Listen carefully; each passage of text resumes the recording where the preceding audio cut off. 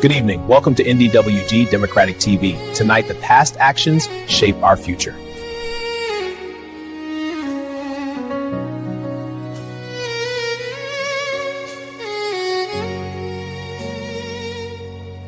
Mwariwe inzwa kuchema nikayedu yavapanguva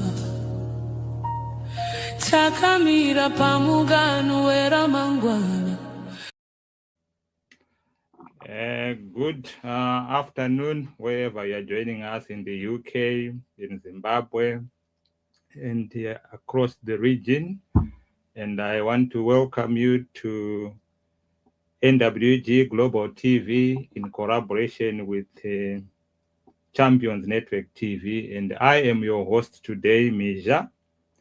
And I know yesterday, if you listened to us, we brought you powerful discussion on the just ended consultations around constitutional amendment number 3 in Zimbabwe. What emerged clearly yesterday from our discussion with Dr. Zembe was that the process was not fully inclusive. Dr. Zembe described it as quite violent and rushed and controlled, and possibly it was a predetermined undertaking. We also heard that the National Democratic Working Group, together with other progressive forces, announced their position to disengage from the process because around unfairness and other things. And today we take this conversation further. The question is this a new concept, or is it a part of a deeper historical pattern in Zimbabwe's constitutional development? From 1987, amendment that it created the executive president without a referendum, to 2000 referendum where the people said no, to the 2013 constitution, often described as the people's constitution.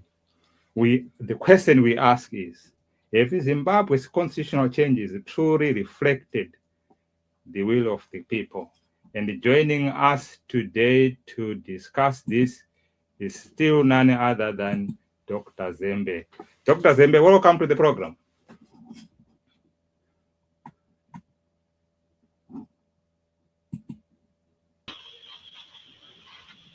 Yes, thank you very much, Chairman Michel. I was waiting for you to unmute the mic from that side. Greetings to fellow compatriots once more as we continue to interrogate issues relating to our constitutional governance processes. Thank you very much.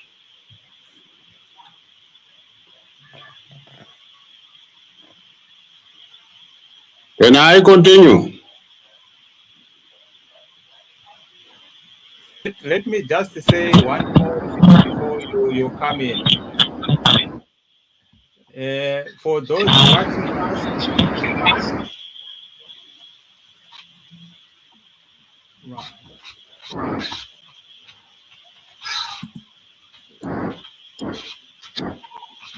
for those who are watching us, you can just share this broadcast with your friends, and if you can also like and share, and also make your comments in our chat box. And we'll also want to hear your views as Dr. Zembe continues in this discussion.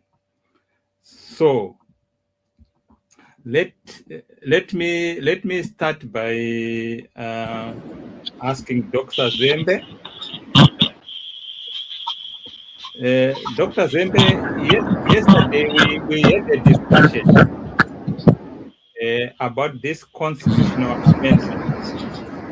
I just want to hear from you any thoughts that you had when when you went away from yesterday, any comments that you got from members of the public before we go deeper into today's conversation? Yes, I've had a few feedbacks from my comments, whom I shared the discussion with. And the one that was quite clear actually commended the program for being candid, for being open, and for being factual in terms of unearthing the information relating to our constitutional developments. And it was indicated that it is such discussions that are required in our country more if we are to resolve our problems, constitutional problems, governance problems, economic, social problems. And from the respondents, to be quite specific, 3 of them, they agreed without knowing each other that we should have more of the robust discussions so that Zimbabwe can arrive at permanent solutions to problems of governance that have affected this country from the pre-independence era. So that's the feedback I got so far. But of course, more and more are still digesting the combination of both time and resources to listen to our recordings and to our debates. Back to you, Chair. Thank you very much. Mine was just a one from a young man. I think he watched us. Then he said, "Oh, who is Dr. Zembe?" And then I said, "Oh, Dr. Zembe is well-known politician in Zimbabwe. Give you a resume." Then he said, "Oh, I was listening to your conversation. It was quite informative." So we are even speaking to the young mind, which is something that I appreciate. Now let's begin with Dr. Zembe in today's conversation. In 1987, Zimbabwe introduced what they termed the executive president, a major constitutional shift that concentrated power in one office. This was not taken to the voters. Can you just take us through why at that point a referendum was not necessary?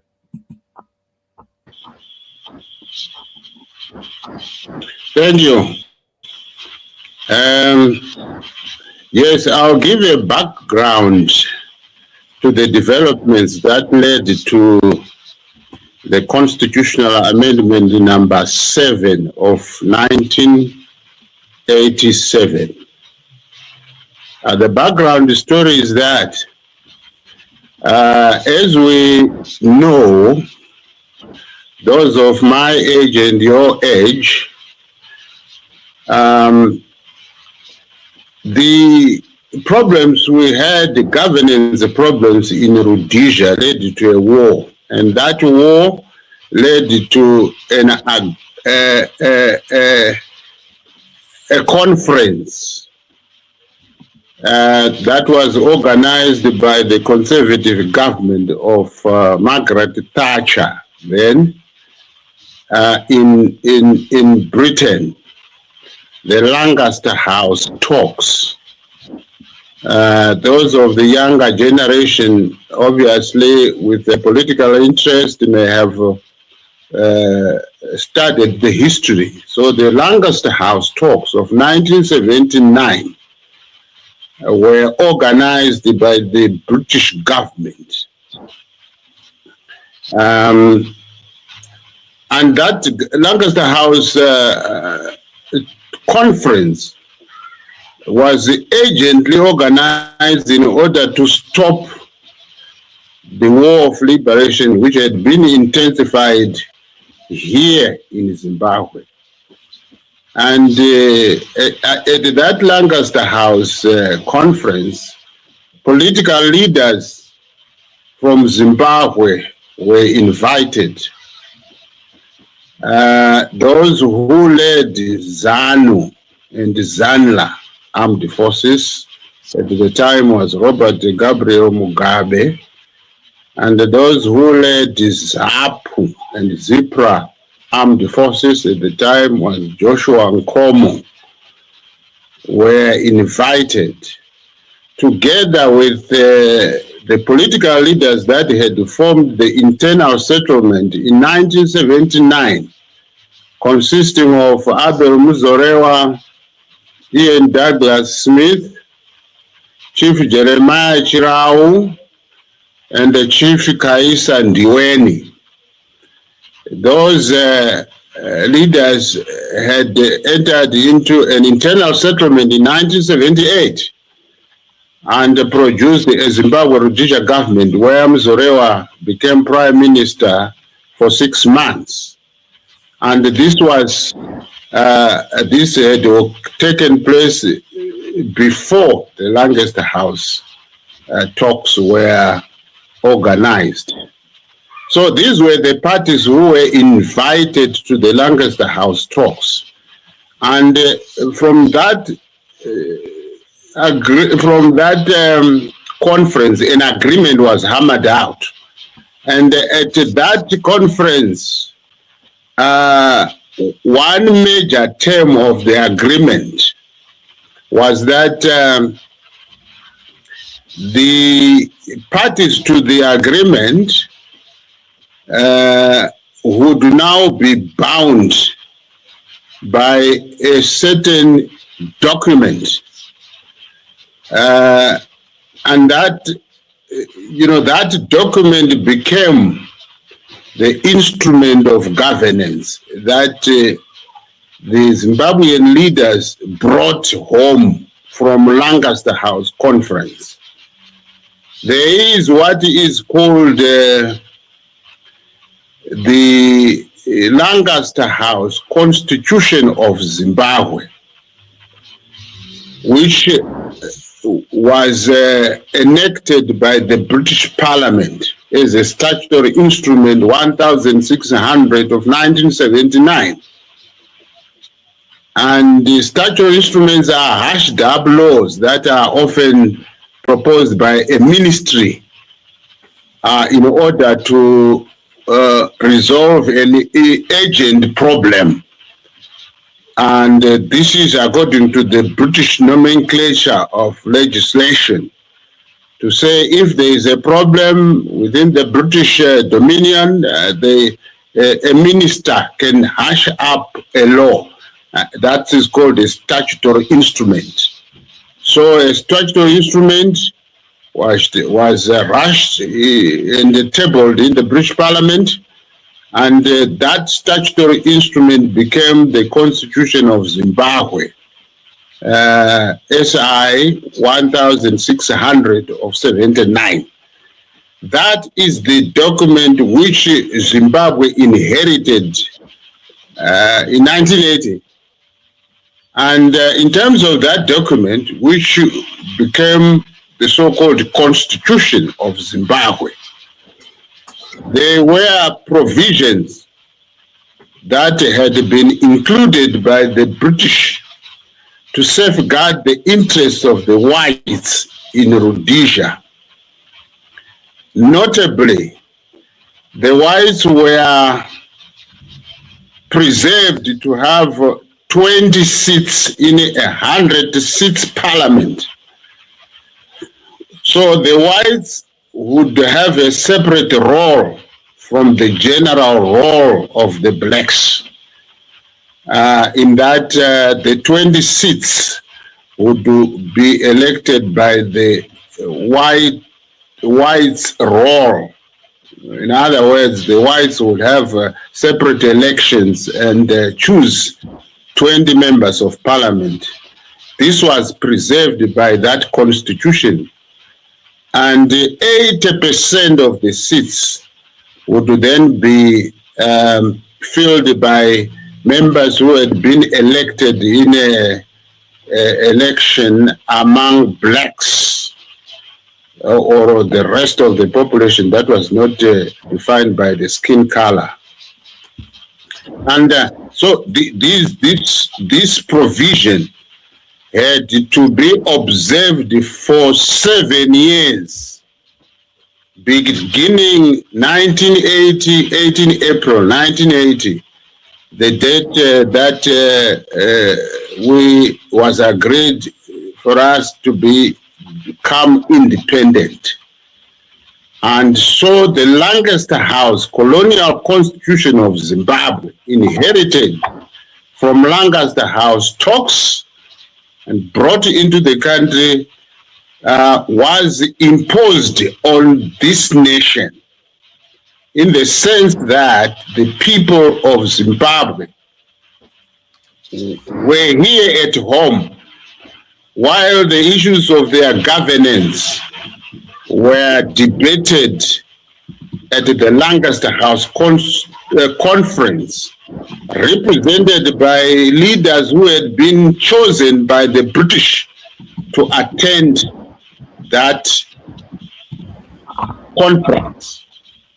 So the British invited leaders of Zimbabwe whom they thought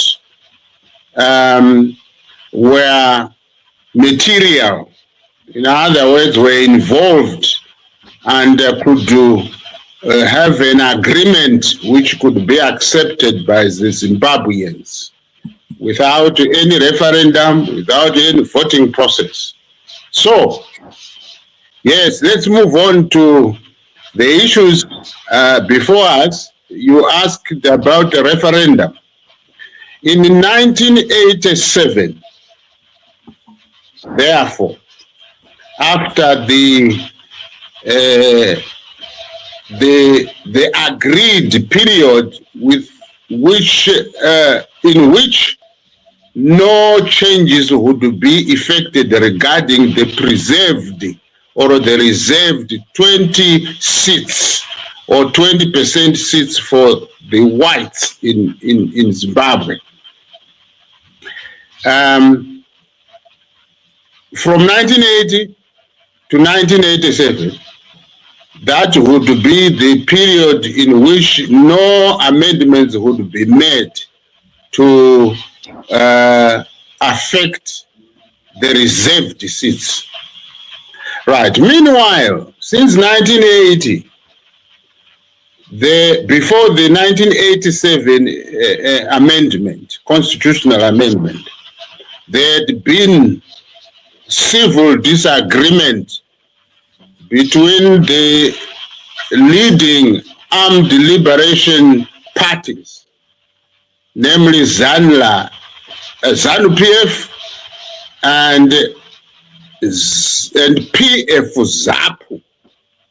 Here at home, there were political disagreements that led to the Gukurahundi conflict. From around 1982 for 5 years to 1987, the Gukurahundi conflict was triggered by the disagreement among the Patriotic Front parties, because ZANU-PF and ZAPU at the Lancaster House talks were in one block as a Patriotic Front. But when they came here home for the 1980 elections, they disagreed and fought the elections separately. One as ZANU-PF and another as PF-ZAPU. So PF-ZAPU got 20 seats in that election, and the ZANU-PF got 57 seats, and Bishop Abel Muzorewa's UANC got 3 seats. That adds up to 80 seats. And added the reserved white seats of 20, that came to 100 members of parliament. So after that election of the 1980, a government was formed by Robert Gabriel Mugabe as prime minister, and Kenan Banana as a ceremonial or titular president. And in that government, both ZANU-PF and PF-ZAPU got cabinet appointments in that government.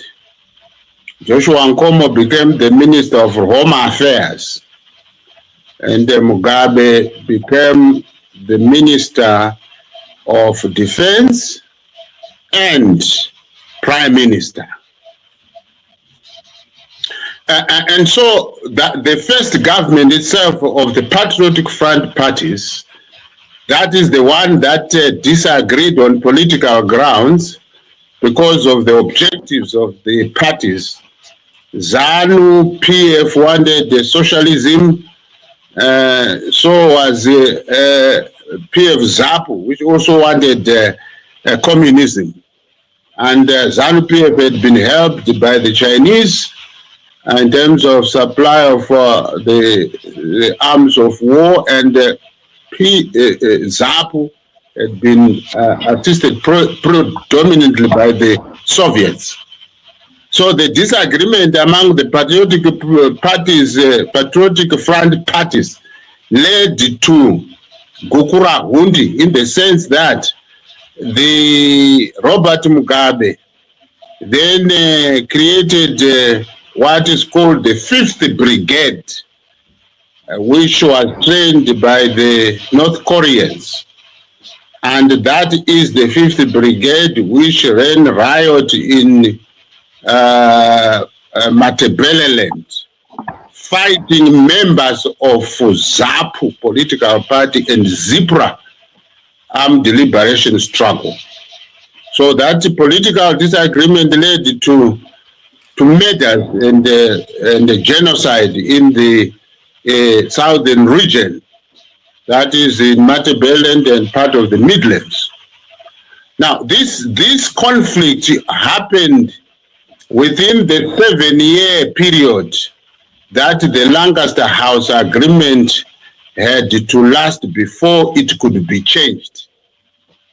So, ZANU-PF and the PF-ZAPU then began to dialogue, to engage, to end the conflict that triggered the Gukura Hundi. And so in 1987, on 22 December 1987, ZANU-PF and the PF-ZAPU agreed to merge the political parties into one political party. In other words, to combine the political parties into one. That is when the new ZANU-PF, which nominally exists today, was formed. That it was formed by the old ZANU-PF and the old PF-ZAPU merged and kept this name ZANU-PF as the name of the new merged political organization. So that is the organization which is there today. Listeners would be reminded that the current holiday on 22 December is called Unity Day. That is the holiday which was caused by the agreement between ZANU PF and PF ZAPU on 22 December 1987. Now, after that agreement, then that's when the provision of Lancaster House not to tamper with the constitutional arrangement of the 20 reserved white seats had expired in 1987. That's when amendment number 7 of 1987 was hammered out.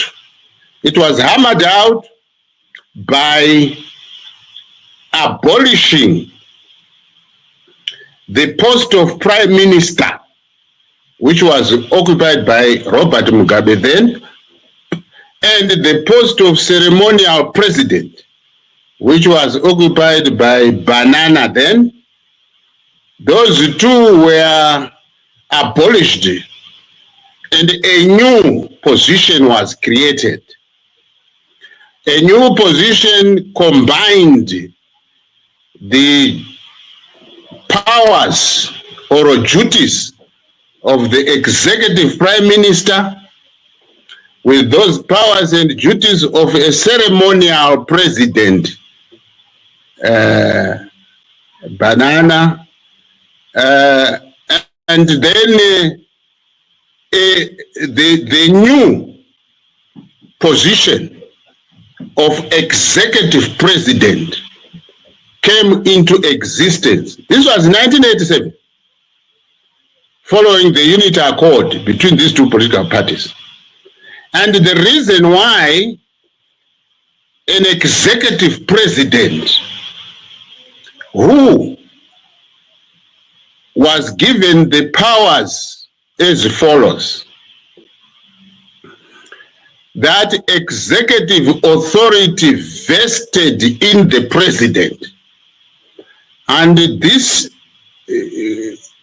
was really executive authority perhaps of a government. I will state why I'm saying perhaps of a government. So the executive authority vested in the president, executive president, number who had the following powers now: 1, head of state; 2, head of government; 3, commander-in-chief of the defense forces. So these 3 powers were then the powers of the executive president.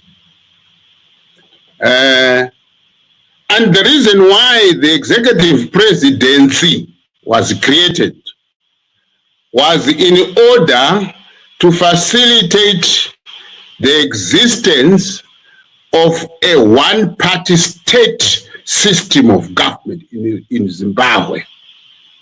The one-party state would be included, would actually be stated in the constitution itself, that there is only one political party that shall exist, called ZANU PF.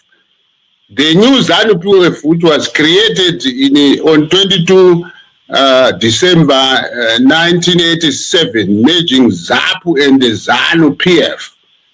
So the constitutional amendment number 7 was passed in order to pave way for a legislated one-party state, or a constitutional one-party state, which would be stated in the constitutional document. And this would happen following the 1990 general elections, because at the 1990 general elections, that's when Mugabe's government which had become executive by appointment because Mugabe was appointed executive president soon after the amendment number 7 was passed. So around the 31st December in 1987, that's when Mugabe was appointed executive president of Zimbabwe. So by 1990, Mugabe had already occupied that position, except that the position was he was appointed, not elected. So the first election, direct election for an executive president was done in 1990. And at the same time, Mugabe, who had merged with Nkomo's party, who had become one, wanted a mandate from Zimbabweans to establish a legislated one-party state by law of the Constitution. Now, I have taken a little bit of time to explain for our viewers and listeners because it is fundamental in the sense that as we will analyze further constitutional developments of the philosophy of a system of government. So, in 1987, before amendment number 7 was passed, where a parliamentary system of government headed by a prime minister who was a single-member constituency who would be elected as leader of a party and as a candidate in a parliamentary election.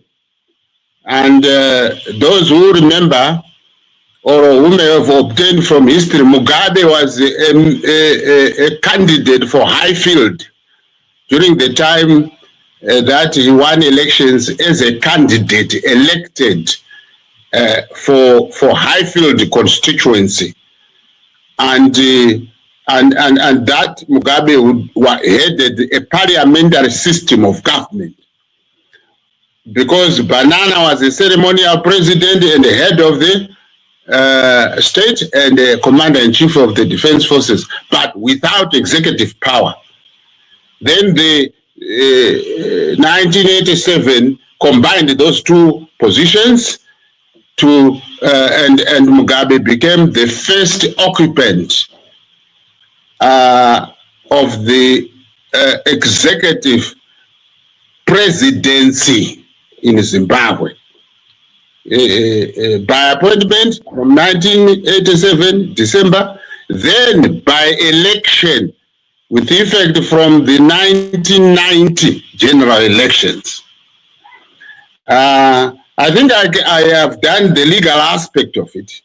And I can then move on to say that at the 1990 elections, Zimbabweans rejected the idea of a legislated or de jure one-party state where a provision would be included to prohibit the existence of political parties other than the chosen one, the ZANU-PF one. So people of Zimbabwe rejected that idea using the platform of the Zimbabwe Unity Movement, which was led by Edgar Tekele, a former Secretary General of ZANU-PF, who had been fired from ZANU-PF for making it known to this nation that ZANU-PF had never as a party agreed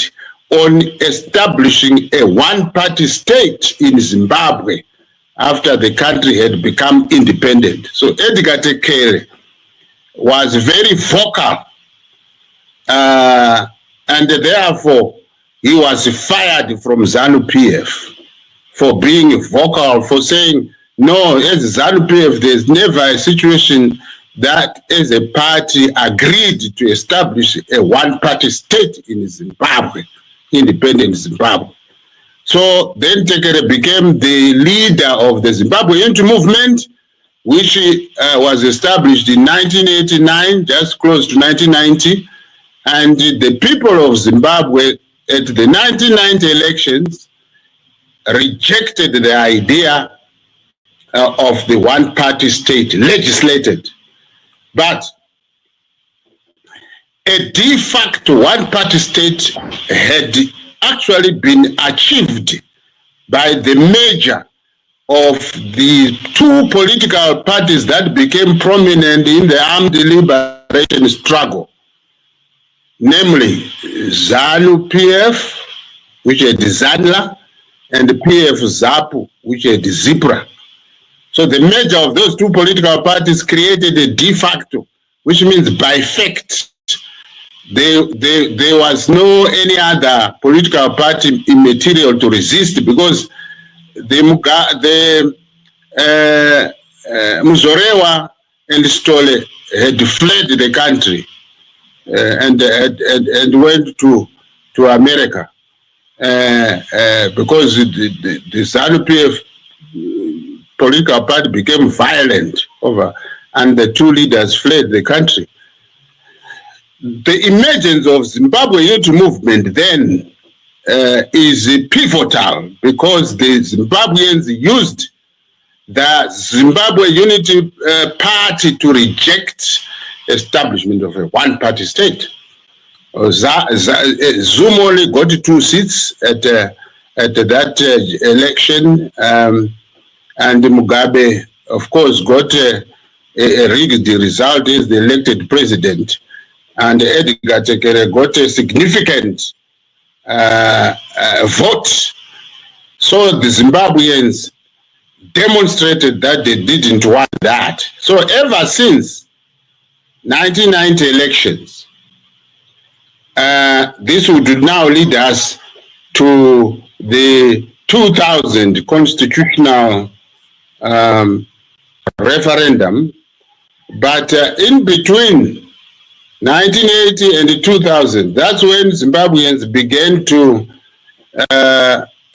clamor for a homegrown constitution, because the Lancaster House constitution had been amended beyond 1987 by more amendments that gave enormous power to the executive. For example, the amendment number 9, following 1987 amendment number 7, abolished the two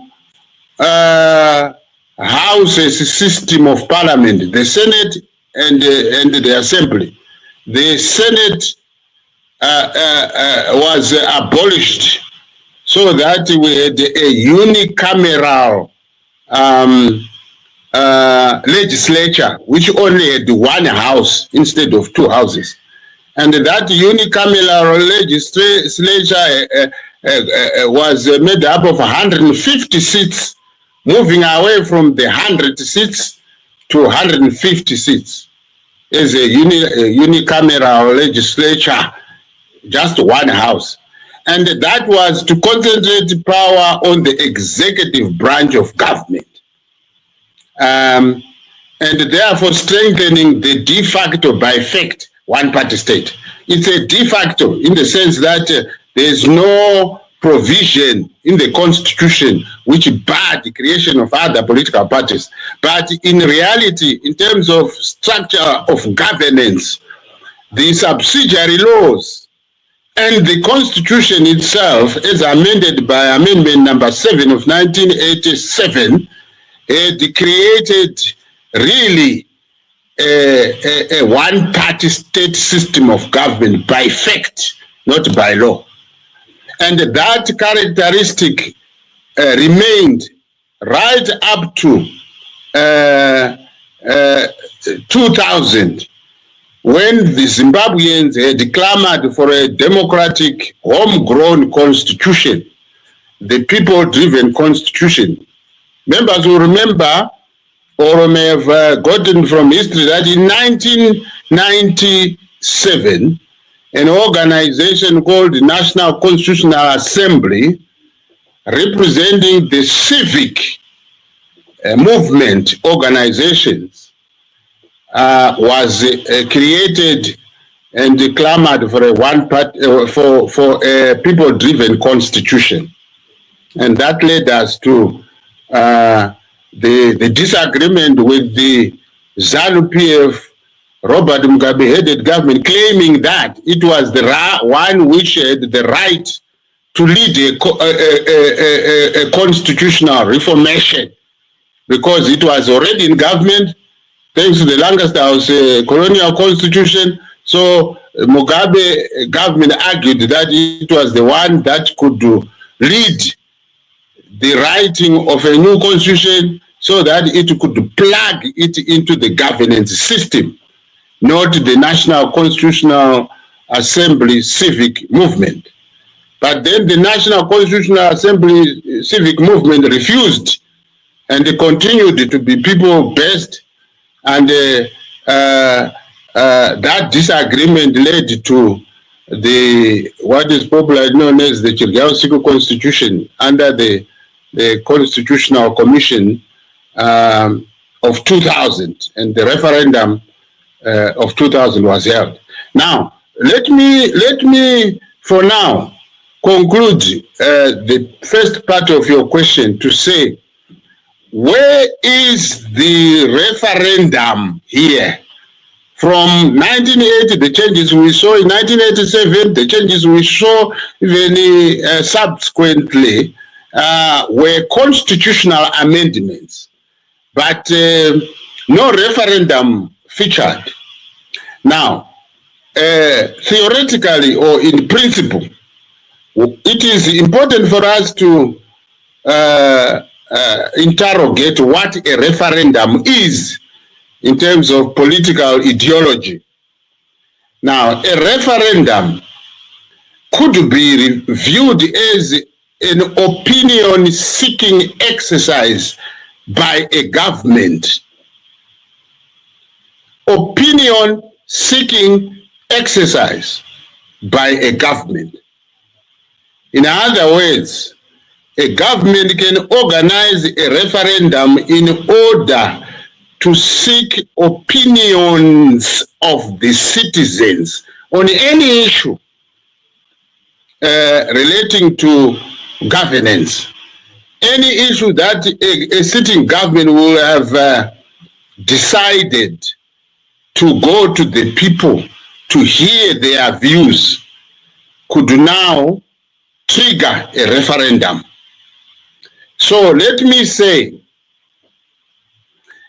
the adoption of the Lancaster House colonial constitution of Zimbabwe in 1980 came without a referendum. Let's move on. All the amendments that were made after 1980 to 2000 came without a referendum. No referendums or a referenda were held. In 2000, Mugabe decided to hold a referendum on the Chirgao constitutional draft. That draft had come from Mugabe's hands. When I say Mugabe, I mean as a head of presidential government. And that draft included what Robert Mugabe and ZANU-PF wanted. And Mugabe put that voluntarily to a referendum. And the majority rejected it in 2000. Then we moved on to the bogus elections in between, and in 2007 there was a bloody conflict that saw the bashing of opposition leaders, which attracted now the attention of SADC and the African Union. And that's when, after the 2008 violent elections, talks began after the intervention of the SADC and the African Union. And the talks that emerged came under what is now, which was called the Global Political Agreement talks. And in those talks, it was ZANU-PF, MDCT, MDCM that were involved in those talks, because it is the three parties which had candidates in those elections in 2008. And as you would know, that Robert Mugabe was defeated by Morgan Tsvangirai in that election. The majority voted Morgan Tsvangirai in and Robert Mugabe out. This is why the results were withheld for 1.5 months. That is 6 weeks. Just to count 3 million votes. Can you imagine? The results were withheld in order for ZANU-PF to hammer out a violent act on Zimbabweans by finally announcing a result which had no winner, so to speak, 50 plus 1 vote. So the rigged result justified the holding of another election between Mugabe and Tsvangirai. And as you would know, Tsvangirai fled to Botswana first, and he came back, and he fled to the Netherlands embassy at Newlands there because of the intense violence that was meted out on Zimbabweans. And a lot of people died.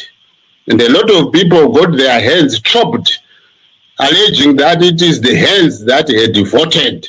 And therefore, people's hands were cut off. And there was deployment of the military force in this country. It's on record. It's captured. It's not an opinion I'm making. It's facts that are there. So that bloody election triggered the global political agreement mediated by Thabo Mbeki, former president of South Africa. Thabo Mbeki at the backing of SADC and the African Union as regional and continental bodies. And then we saw the global political agreement of 2008 being hammered out. And in 2009, we saw the global political agreement parties, the three of them, agreeing to voluntarily change the constitution then by including 2 names of individuals into a constitution through the 19th Amendment to the colonial constitution of Zimbabwe. So the 19th Amendment included Robert Mugabe's name into a constitution of a country to say the president shall remain. In other words, recognizing his powers he got from a solo contestant in a runoff election which never occurred, and was recognized in the 19th Amendment to say the Mugabe shall continue to be president. There shall be a president which where Mugabe shall continue to be president. Then there shall be a prime minister to be occupied by Morgan Tsvangirai. Then the 3 parties were named in that 19th Amendment Constitution as ZANU-PF, MDCM, MDCT. Ladies and gentlemen, there is never a situation where a name of an individual or individuals. And the names of political parties can be put in a national constitution. But here it happened. The 19th constitutional amendment actually stated Robert Gabriel Mugabe by name, Morgan Tsvangirai by name, MDC ZANU-PF by name, MDC-T by name, MDC-M by name. And it remained a so-called constitution. How can you have a constitution that is personalized, privatized, and partisanized? You can now see that it's a misnomer. This nation had been abused with the terminology of saying it's a constitution when it became a privatized document.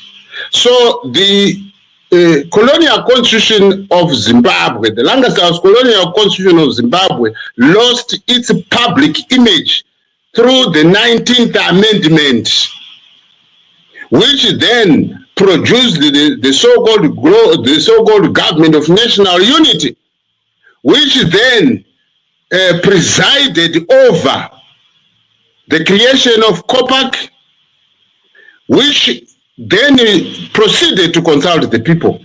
But all this happened under Mugabe's presidential government, executive government. And the consultation by COPAC was done under the supervision of Robert Gabriel Mugabe's executive presidential government, not parliamentary. And this is why the whole COPAC process was partisan and not done by the people. It was done by parliament, just in the same manner that all the amendments were done by parliament, not by the people. So you can now see that it is a misnomer to call the Constitution of Zimbabwe Amendment number 20 Act of 2013 a constitution. A constitution is a creature of the people, not a creature of a president or of a parliament of some other processes or documents that never came from the people. So here again, in 2013, after the COPAC constitutional draft was tabled in Parliament and was approved in Parliament, then the Robert Mugabe inclusive so-called government, Robert Mugabe, Morgan Tsvangirai, and other Mtambara, decided to hold a referendum. Simply a referendum is a legitimizing process, or simply to have the people allegedly saying yes to that constitution. But the three parties urged their members to go and vote yes, yes, yes, yes, yes, yes. They urged their members and supporters to go and say yes, yes, yes, yes, yes, yes. And then the bill was presented to Mugabe, who signed it. And it became now operative as the Constitution of Zimbabwe Amendment number 20 Act of 2013. Right. I just want to,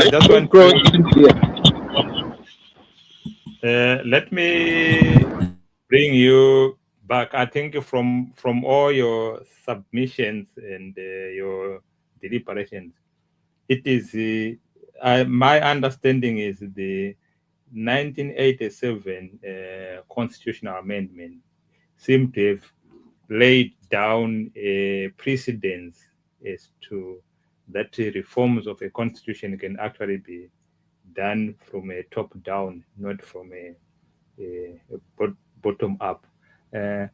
Can we safely say that? Yes. A precedent was set, not only in 1987, but a precedent was set by the Lancaster House Agreement, which took place in a faraway place, deliberating on Zimbabwe's governance and dictated by the Lancaster House Constitution. People were never involved. So, yes, domestically here at home, you are correct to say a precedent was set in 1987 when such a fundamental change which created the executive president occurred without the people's involvement. The idea did not come from the people, it came from the leadership which occupied office then. In a similar manner, that this constitutional amendment number 3 of 2026 is pursuing. The only difference now is there is some mention of a referendum, section 328 of the amendment number 20 Act of 2013. It mentions when a referendum can be held to change the constitution.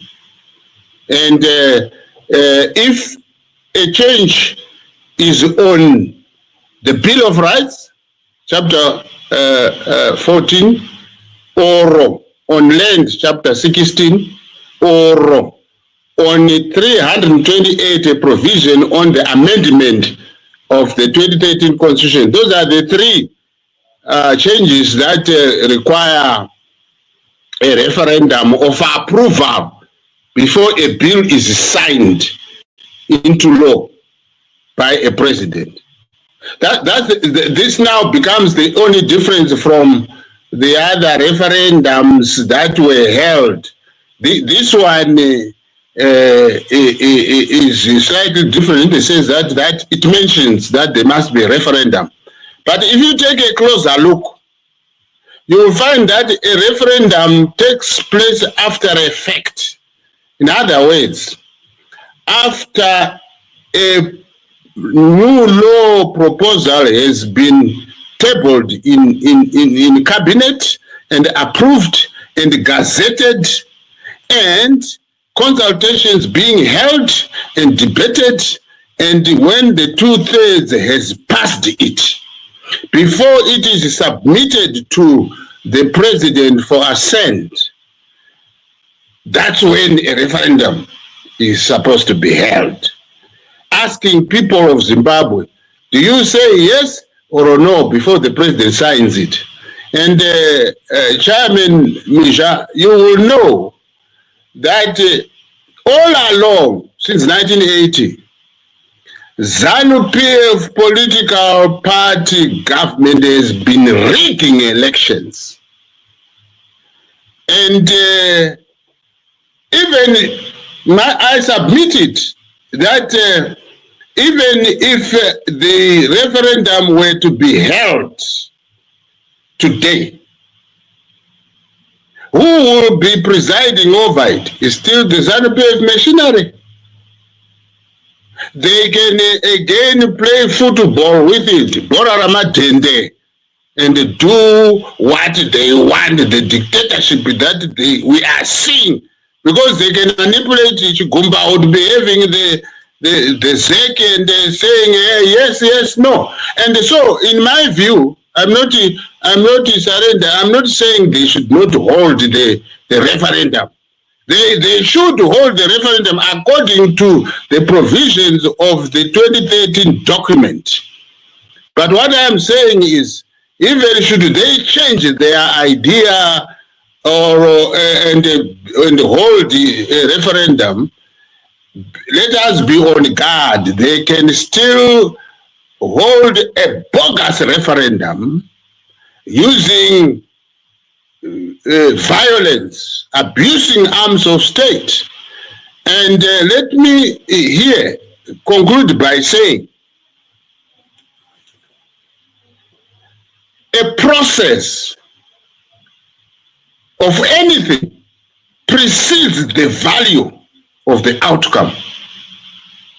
A wrong process, with or without a referendum, is sure to produce a wrong product. The truth is that the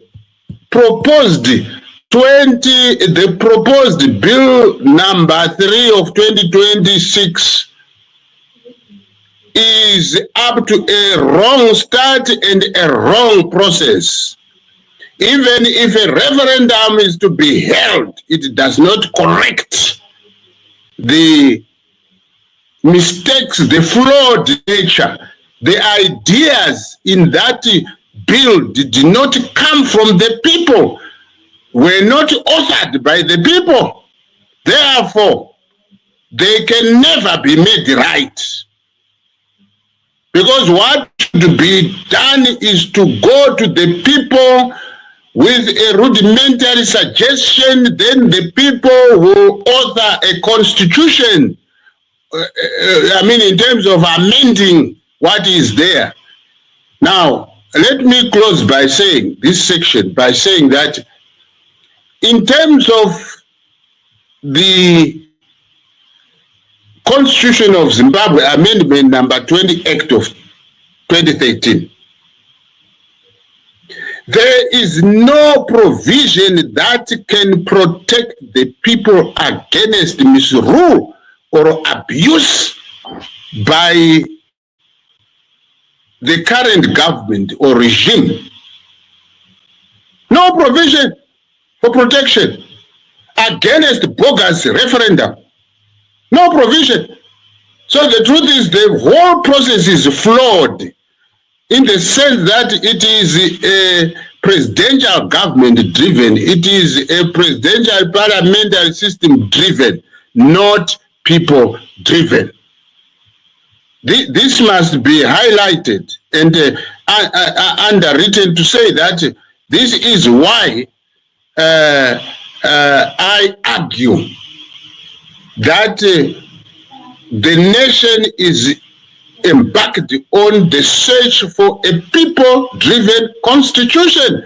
Let's move on and make sure that the people of Zimbabwe will write their constitution as an instrument of governance, democratic instrument of governance, authored by the people, not by a sitting president, a sitting government, a sitting parliament. No, because these institutions are not the people.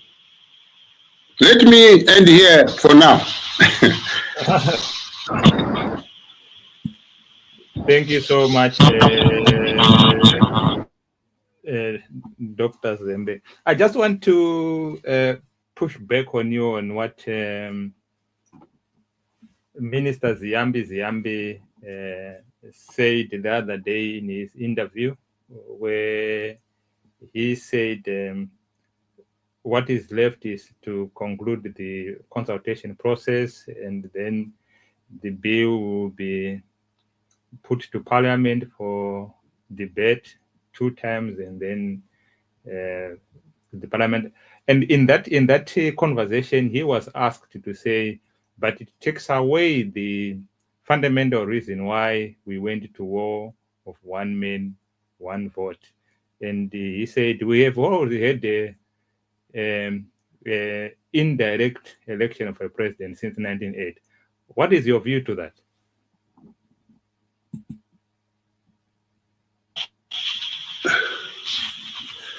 Like the empirical evidence I have submitted, the evidence of the creation of executive president demolishes Ziyambi's statement to say that since 1980, the president was being indirectly elected. There was never an executive president. So already Ziyambi is telling lies. That is not true. We had a parliamentary system of government, not presidential system of government. We couldn't have had an election appointing an executive president who was non-existent. So what he said is not true. Like I said previously, when you asked me that question again, the media should take what the evidence I have given and what I am saying to Ziambi for him to explain why he lied to this nation. The facts are there. It's a matter of historical record. It's not Dr. Zembe fabricating anything. No, I'm simply stating historical facts.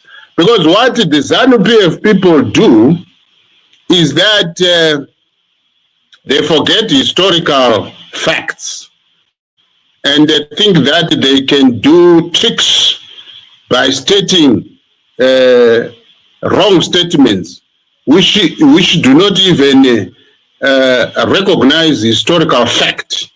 And they think that the people have forgotten. And so what they do is they just lie. And because they are monopolists, they are abusing the media institutions of state where most people may have access to what they say. They do not want open political competition, open competition in terms of the discourse on issues of governance, constitutional governance in particular. I hope that this program will invite Ziambi here so that we share in the debate, so that Zimbabweans can listen and also pursue us as political activists and leaders and constitutional actors in search of the truth and in search of a long-lasting solution to problems of governance, management and governance of the state of Zimbabwe as a Republican state, which can only be created when Zimbabweans author their own constitution and declare that we have become a republic governed by a constitution authored by the people's process, not some other privatized partisan processes we have had ever since 1980 to date. So I've dismissed Ziambi's statement, and the Zimbabweans, I'm just an agent of the people. Zimbabweans have dismissed actually Ziambi and his party's position on this matter. They should simply come to say we are dictators, we do what pleases us regardless of the interest of the people.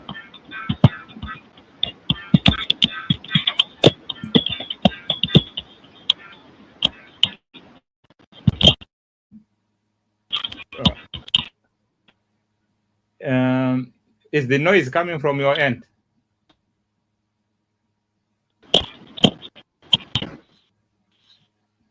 All right, okay. Yes. There was some interfering noise there.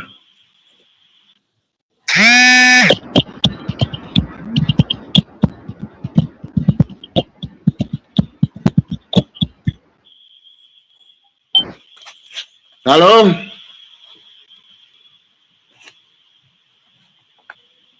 There's some noise. I don't know whether it's coming from your end or from the system. Yeah, it's some call which was interfering. I have terminated it. That's fine. Let's continue. All right. So what we are going to do, we are going to see some young people before we get to the next segment. I want also those who are watching us online to ask your questions. There's no question that is small or stupid. any question, when we get responses to questions that we learn, and we discussing here, we'll research more, we put more depth to what we are discussing, especially when we are responding to questions. So for those who are online, and I also give you an opportunity if you want to come and ask Dr. Zembe physically here in the studio.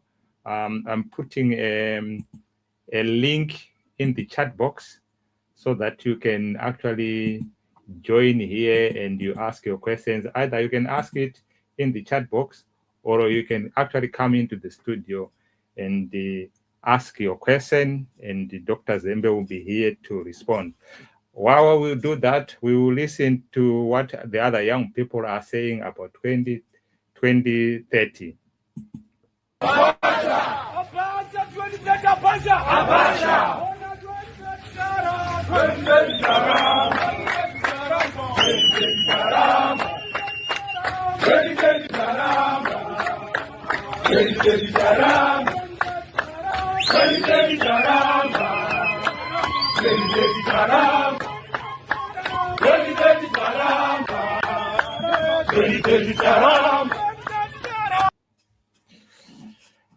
Yeah, I think Dr. Zembe has just dropped for a while. But let's hear what Mugabe said about when we get to situations that we don't, if we want to chant a new way. We shall overcome. Power to the people. We are not going to make the same mistake the rest of Black Africa has made. And we are going to learn from their mistakes. So, in other words, what he is saying is we will not do what the other people have done. We will learn from people's mistakes. So we are at a critical moment in Zimbabwe where we are facing serious challenges when it comes to governance, and apart from having serious challenges with our governance, the same governing people want to change the constitution to consolidate power. And so as we are with Dr. Zembe in the studio today, we will go further and ask him some few questions. But if you have got any questions on the chat box, please put your questions in the chat box. Dr. Zembe is here to respond. And maybe if you want to have a feel of being with him in the studio, I've put the link in the chat box so that you can join us here in the studio.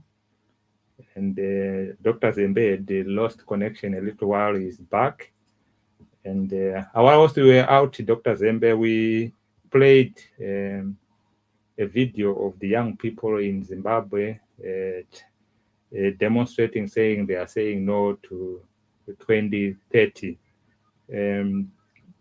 I just want you to say a few words to the young people. When I was preparing for this conversation, I was brought to Highfield in 1963 at the house of the late Enos Nkala. They were gathered there, a number of people. If you are looking at their ages, it ranged from 26. Edgar Tekere was the youngest there, and the Enos Nkala was 47, which was the oldest. And they constituted the first leadership of ZANU-PF, and there was no one who was even 50 years. We are all more than 50 years. So, because there's always a sentiment around the young people to say, we need someone to lead us. We need a signal. But here are a few of them. I think they were less than 10 in that house, and they constituted the first leadership of ZANU-PF. What message can you give to the young people? especially taking reference to that historical moment.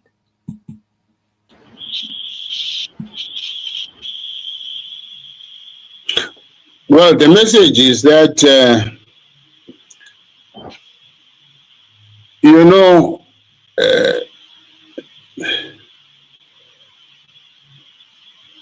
life here on earth is ordered like that. To say that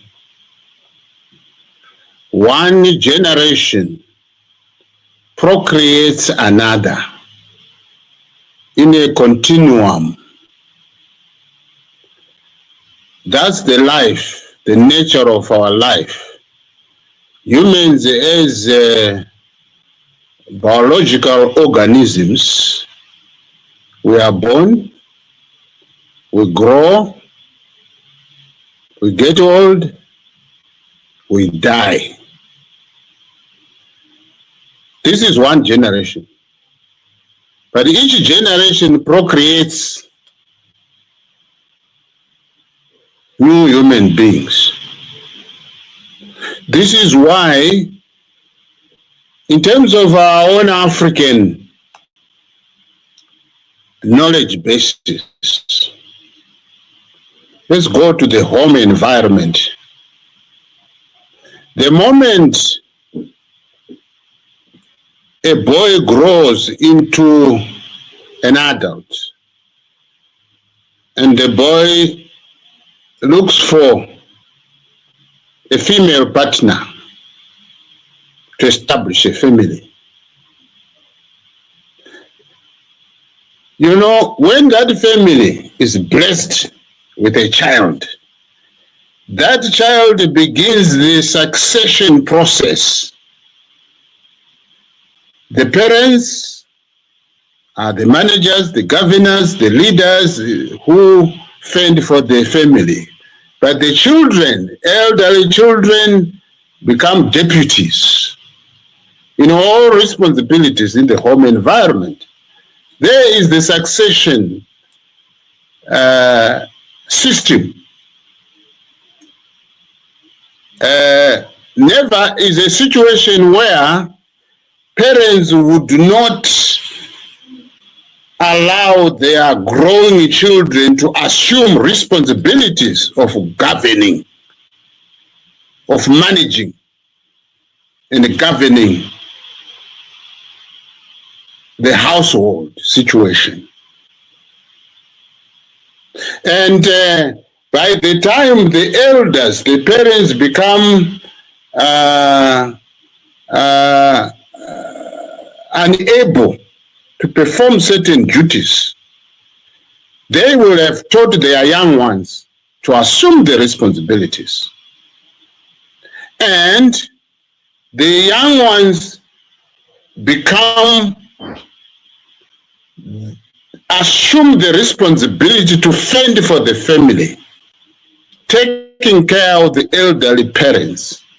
Now, this philosophy of governance and succession should actually be in all institutions, in all governance, in all organizations, be it business organizations, be it governance institutions, be it educational institutions, right across the board. So the young people of Zimbabwe should deliberately make decisions to get to know the ropes of the game, because they are the ones who will be assuming the leadership from the home environment to the neighborhood to the organizations in the country, economic organizations, including governance organizations at national level. They must prepare themselves to play that role. So it's not too much of any choice, but it's like it's a given status that you would have to play that role at some point, at some stage in your lifetime.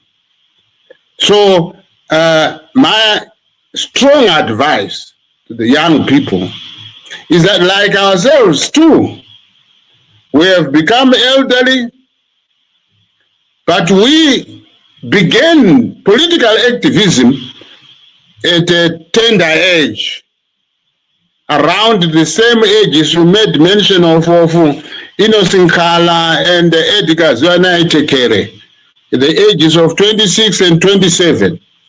If some of us could have even started when we were still younger than these ages, and we are still in the trenches to fight for the democratization process, because we are still alive, we still have the energy to do what we are doing. And on our part, we will remain doing so for as long as we are endowed with the energy and the health to do it. So the young people must learn from us, because we were once young as well, and must learn from all the people who even participated in the liberation struggle. They left school in high school and joined the liberation struggle. So I expect the young citizens of today to do the same, because they are not going to avoid the responsibilities of leadership, management, governance, economic production for the nation, because they will have the energy to do so.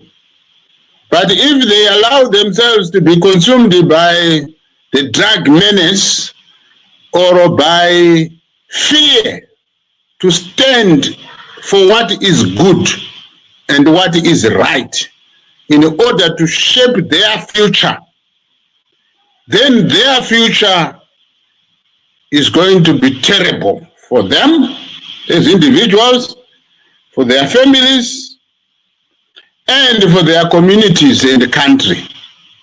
So I will continue to urge young people to be more active, to be proactive, more than being reactive. Because here we are demonstrating, we have been active from way back in high school and to the present states and to our present ages. And like I can conclude by saying, I'm now 68 years old, and Mnangagwa is 14 or 15 years my senior. Chiwenga is 2 years my senior. So I cannot hang the political gloves and boots. No. Andigona kukanda mapfumo pasi. Nokuti handingasarendi. I cannot surrender to my elders who have who need to be actually corrected, that they are doing wrong things, particularly Mnangagwa himself. And this is why you, Vamisha, and myself are involved in the current conversation. So the young people definitely must embrace and must take a frontline position, because they are the vanguard of the current constitutional and electoral struggle in Zimbabwe. Thank you. Back to you, Chairman. Thank you very much for that enlightening response. Because I was really intrigued by that team, because I didn't think it was a team. Tekere brought in the energy and the vibrance from the youth, and you find the Ndabaning Stole bringing in the ideological, and the Chitepo bring the liquor. So it was a common. So we need each other. We need all of when we are engaging in this. As we are coming to the close of our conversation, Dr. Zembe, we have realized that as you rightfully said, from 1980, there's always been constitutional changes which are not people-driven. The one that were supposed to be people-driven, which was 2000, was hijacked, and as rightfully said, that the government thought as the governing body, they are the ones that were supposed to author that constitution, and the people of Zimbabwe resoundingly rejected that constitution. And we also have a 2013 constitutional that amendment that we are calling the constitution now, and we have said it is a flawed. So, and of course, we are also saying no to 2030.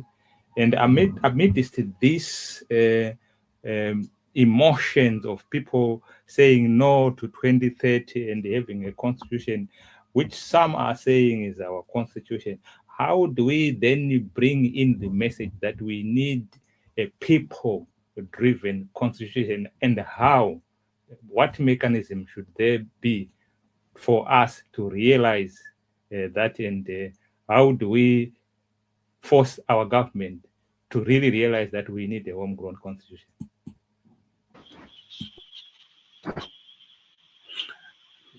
Yes, let me start from identifying the fact that the guiding principle, which could be said to be quite outstanding when Zimbabweans fought for independence, was the attainment of democracy. Democracy is a system of government which is people-driven. What it means is that you need the wisdom of the people.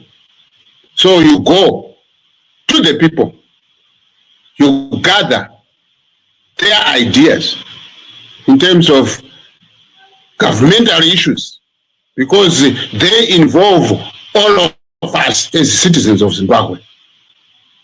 Now, if we then have had the belief of elections to say that democratic governance should be based on a civilian process of holding elections, clearly that philosophy of governance got acceptance even prior to our embarking on the armed liberation struggle. Our nation had long agreed on that system of government, which involves every citizen.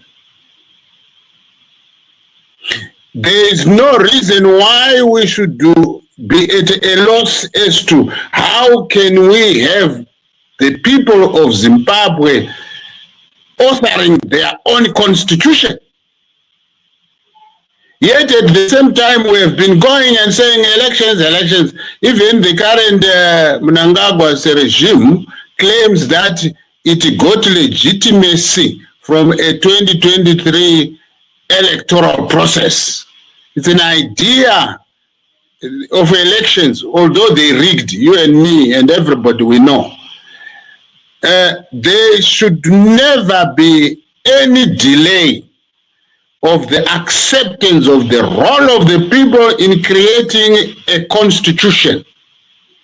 The requirement now becomes of the citizens of this country who have blueprints, researched the blueprints on a constitution-making process driven by the people. These are the competing ideas we require on board. And I can take this opportunity to inform our dear viewers and listeners that from 2011 to 2016, there was a research conducted by Dr. Uriah Zembe under the educational leadership or auspices of Christ University, Bangalore or Bengaluru, India, Karnataka state, a nation of about 1.4 billion people. That university handled the whole academic research process.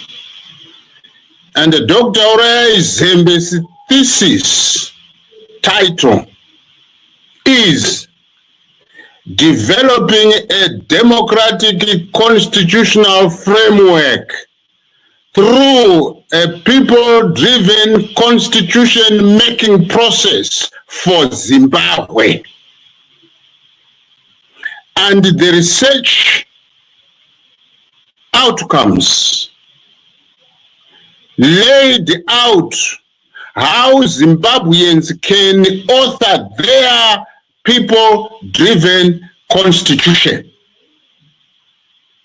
The doctoral thesis did not study the contents of a people-driven constitution because it would have been unresearchable to get to the minds of all Zimbabweans in terms of governance principles of what they wanted. And I put it that the doctoral research study dealt with the process of producing or of writing or of authoring a people-driven process.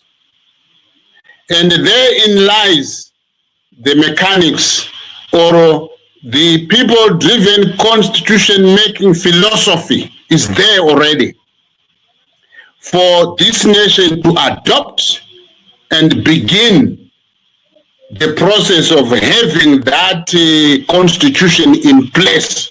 And that constitution will have power to solve permanently all the problems of governance we have had since 1980 to date. And these are the works. The research was conducted in Zimbabwe. So the Zimbabwean people informed that research process. The issue is now to have other citizens who may have conducted a similar research study or other citizens who may want to embark on a similar research study to do it so that their research outcomes can be grouped together with Dr. Zembe's research outcomes and get the best method of writing a people-driven constitution-making process. So there you are, Ramisha. The solution is there by other citizens of this country and those who respect knowledge. And in this particular case, all the leaders in governance, in politics, in the corporate sector, in the social sector, in the home situation, must be bound by the principle of the goodness of ideas. Because ideas will lead us to problem solving, to permanent solutions that we come across during our stay here on the earth.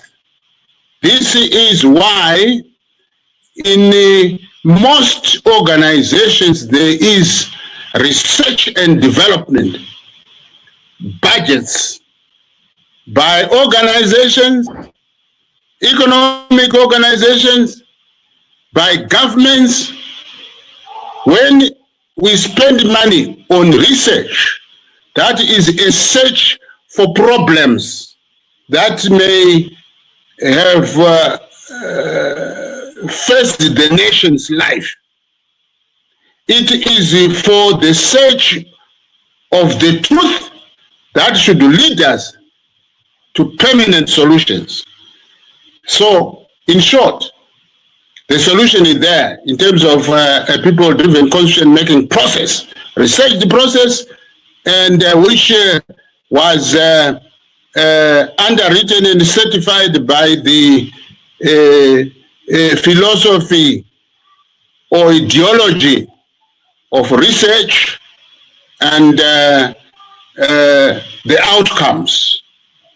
So, Zimbabweans should know that some of their own have already embarked on such a problem-solving approach, getting ideas of the people and formatting them in a manner that is workable. Thank you very much, Chair. Back to you. Thank you very much, Dr. Zembe. It would have been nice that we continued to be discussing these issues, but as you know, time is always not on our side. I think we have been here more than 1.5 hours, and I think the bottom line, as Dr. Zembe has said, we need a homegrown constitution, and he has already alluded to say the resources there. He has been involved in the research on how can Zimbabweans actually, in particular, bring about a homegrown constitution.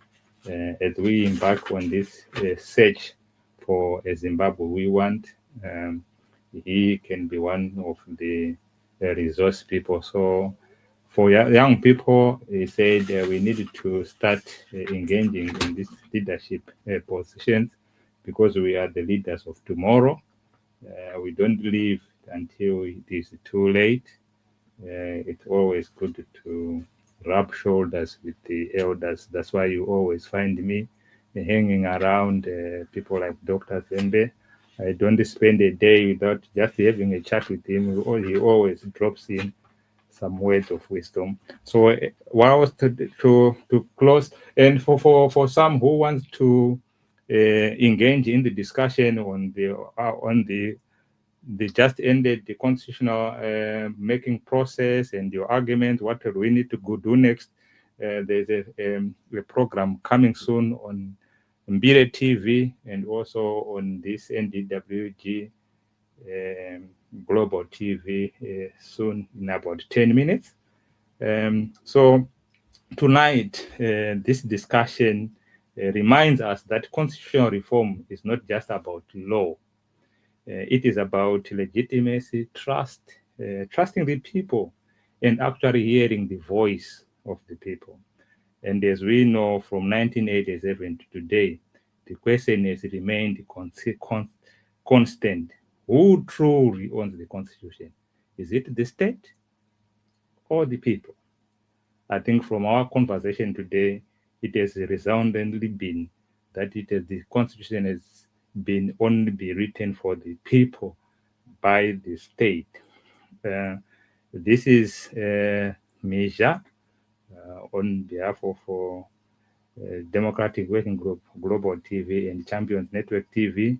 I will say good night for those in the UK and good night those in Zimbabwe. And wherever you are, it might be good morning.